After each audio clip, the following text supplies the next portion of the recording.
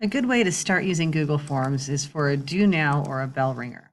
So I'm going to go ahead and start a brand new Google form. And if you didn't see where I went to new, more, and Google Forms.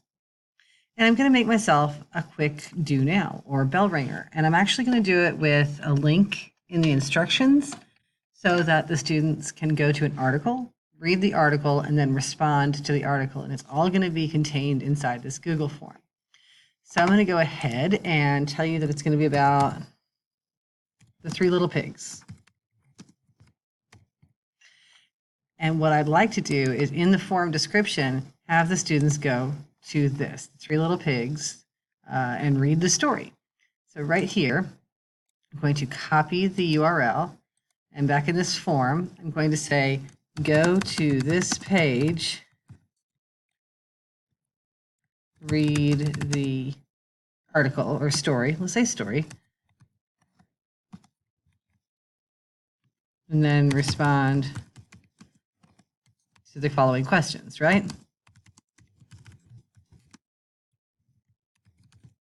So far, so good. You'll note that up here in the left-hand corner, it still says it's untitled, but if I click right inside where it says untitled, it'll actually pick up the Three Little Pigs from right here. There you go. So the first thing I want to do is start with my first question. And whenever I do this, I always like to have it get the first name, the last name, and if you're interested, the ID number as the first several pieces, then the class period. That just helps me when I get my spreadsheet at the end so I can sort things in the way that I like to sort them. So I'm going to get first name, last name, and ID number and class period. I'm going to go ahead and pause my recording while I do that because I don't suspect you want to watch me type. Okay, so I have asked first name, last name, ID number, and class period. Now here's something I did want to mention.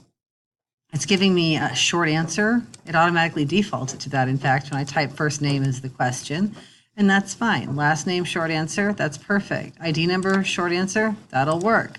But with class period, I don't want a short answer. I actually want to give them an option from which to choose. So the two things I think I would do here are either multiple choice or a drop down. And I actually kind of like the drop down better for this one. In the drop down, you can give them first period, second period, third period, the whole thing, right? Obviously, you wouldn't put in all 8 class periods unless you taught all 8 class periods, and God help you if you do. Right now, I do want to make sure that I require them to tell me their first and last name. If I don't require that, then some of them are going to leave it blank. You'll be surprised. If you want the ID number in there and you want to require it, go right ahead. And if you want the class period in there and you want to require it, go for it. But the thing that I think makes this a great option for a do now or a bell ringer is so far, and I'll just hit this little eyeball that'll give me a preview of it. So far I've got the Three Little Pigs and I've got a link, and the kids will see that it's a link and they'll click on it and it'll take them to the story. And then they can come back here and finish the form, right? And the drop down is just like I wanted it to be. So far, so good. Now, the next thing I'd like to do is I'd like to put in the questions I need them to respond to. So right here, the plus sign, I'm going to add a question. And you can very easily tell them to summarize what you read. That can be your whole thing. And you want them to respond in a paragraph. And maybe you require that too. It's up to you.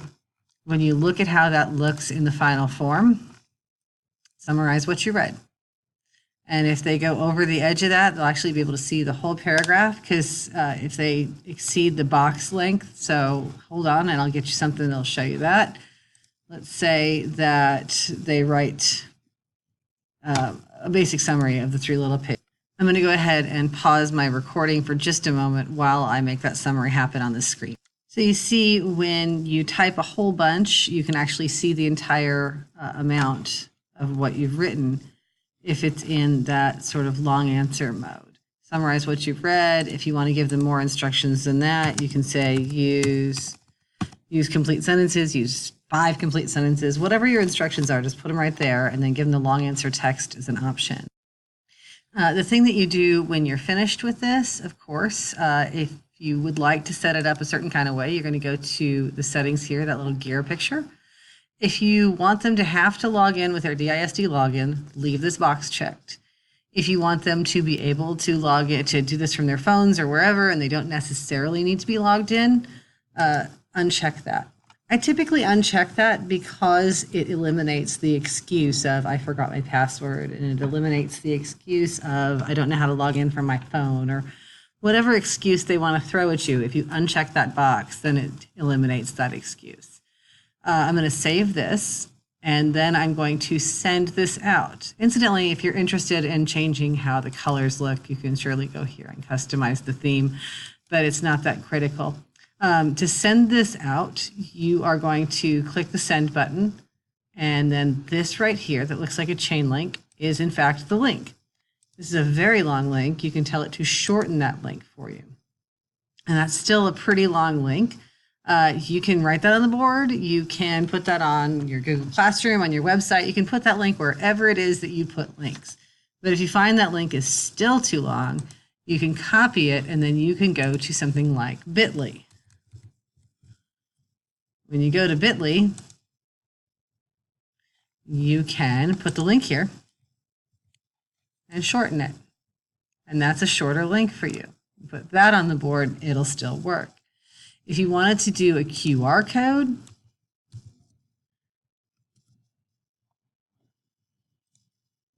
if you wanted them to use their cell phones, you could just paste that there. Lo and behold, that's going to be the QR code that works. And I just Googled bit.ly, and I just Googled QR code. Now, give me a moment to generate some responses to my form. I'm going to pause the recording here, and then I'm going to show you what the responses look like when they come in, how you can sort them, and how you can grade them on screen. So what I have done is I have made several responses. I made 4 responses just as an example. You can look at the responses in several different ways. There's a summary, there's question by question, and there's individual. Interesting piece about question by question is you can pull up like this is the summarize what you read question. And you see all the individual answers, but there's no names attached to them. So if you bring them up on the big screen in front of your students, then you can talk about what makes this a good answer or a bad answer without necessarily embarrassing one kid or putting somebody, as they say, on blast. When you go to individual, if you needed to have each kid have a paper handed back to him or whatever, you can see the individual responses that each kid made. This is my second kid, Steve Smith. This is my third kid, Charles Copier. We're going to get to Charles in a minute. But the thing that I like, the thing that helps me is up here in the upper right, there is a little green with sort of a white plus on it. That's going to bring me a spreadsheet. And the spreadsheet is really what does it for me. That spreadsheet will be right here. And it shows me by first name, it shows me by last name, it shows me by ID number and by class period. I can sort this out any way I like. It also gives me the timestamp, so it tells me precisely when each one of these things was turned in. If I wanted to alphabetize it, I could come here and pull this down and tell it to sort A through Z. If I wanted to do it by class period, I could come right here, sort A through Z. You see how it does. Summarize what you read. So here's where I start adjusting column widths and adding stuff for myself. Sometimes I will shrink these down so I can just get more on my screen.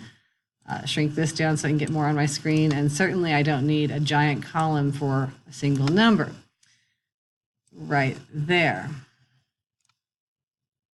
What I like to do often is I like to grab the column where all of the writing takes place, because there's a lot of writing in there. It just doesn't, it trails off to the right. I like to grab that whole column, and I like to actually tell it to, sorry, I just hit this little button right here. This expands and contracts the options. I like to go to the format and tell the text wrapping to wrap. That helps me out a lot too.